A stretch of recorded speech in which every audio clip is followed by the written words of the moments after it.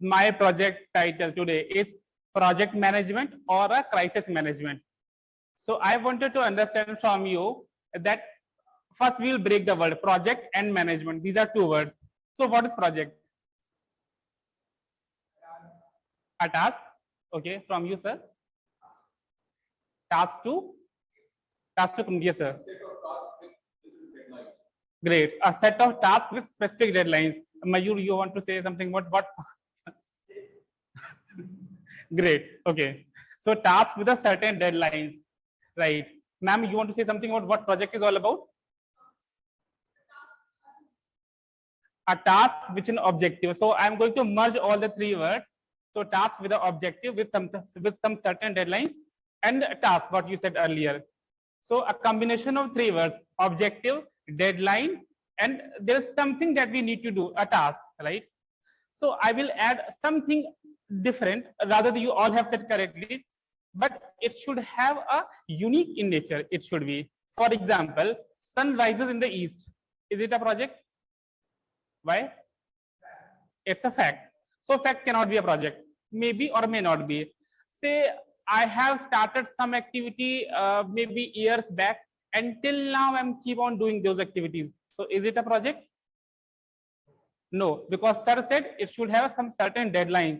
So a project is something which has a unique start, unique end, unique in nature. The project should be, and some certain objectives should be there, what the project wanted to accomplish. So this is the project is what all about. Now we'll talk about management. So what management is all about? When I should say that I'm a manager or I'm doing a management kind of activities. So what manager is all about? How I can say that I'm a manager? Tulsi? Who is managing everything? So my question is, what does managing means? Anish? Managing is something wherein you are manipulating the start, the end, and the actual activity. You are making sure that it happens. Okay, so I'm ensuring that things are starting, things are ending, and well within the time frame. Yes, you are saying, want to say something? Take accountability of the processes. Ma'am, you want to say something about? Managers are who manages the situations, Who difficult manages? situation. Great, but it would be more better if we are not going to use the word manage in the definition of management. So you use word saying something. Allocation of resources.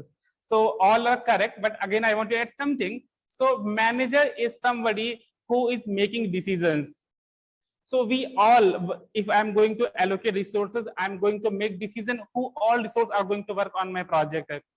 If I'm choosing that who is going to manage the activities, so again I'm taking some decisions whether how we are going to manage, if we have a start, end, or date. So we need to know that when choosing when to start, when to finish, and how we are going to do that. So we all sitting over here are managers of our life. Maybe not a project in our organization, but definitely in our life we are making some small or big decisions every another day. So we all are a manager. If its organization is giving us that value or not, maybe we'll ignore that part, but definitely we all are a manager. So now if I'm a manager, and definitely we are going to do some activity every another day that is unique in nature, has a certain start date, has a certain end date, it means we all are a project manager for sitting over here. And the one of the very first, very best and finest example that we can find as a project manager in our life, in our home, is no other than our mothers. So she is the best project manager that we can ever have. The kind of activities she is managing at our home is phenomenal, awesome. She is making sure everything should be fall in place so that our life of the project of our lives are moving in a certain way and with accomplishing all the required goals that is required. So this is what we have understood about project management is all about. Now I'm going to talk a project that I have taken in my organization. So we'll talk on that part. So before we move ahead, if I'm going to have a better project management project I have been assigned to, and I'm going to make my choices. So how I'm going to make those choices?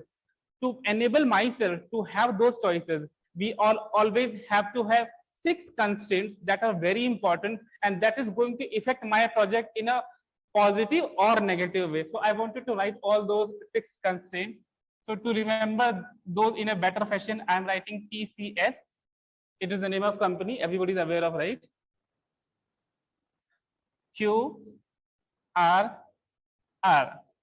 So in any project, whatever you have taken in your life or you are going to take in your life, personal, professional, or whatever, you are definitely going to have these 6 constraints, and these constraints are going to affect your project certainly in positive or negative way, if depending on how you're going to manage those things.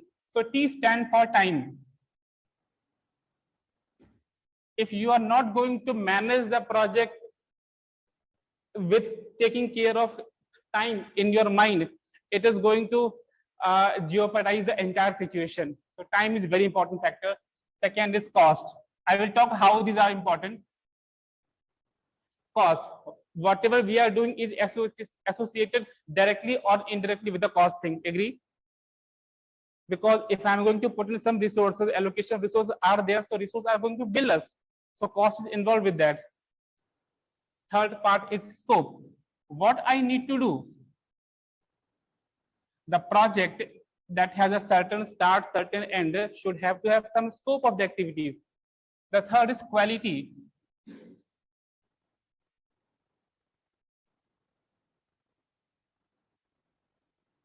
The quality of my project, the quality of my task that I'm going to do should have some certain quality in that activity, else nobody is going to take that. The fourth one is risk, very important. And the last one is resource.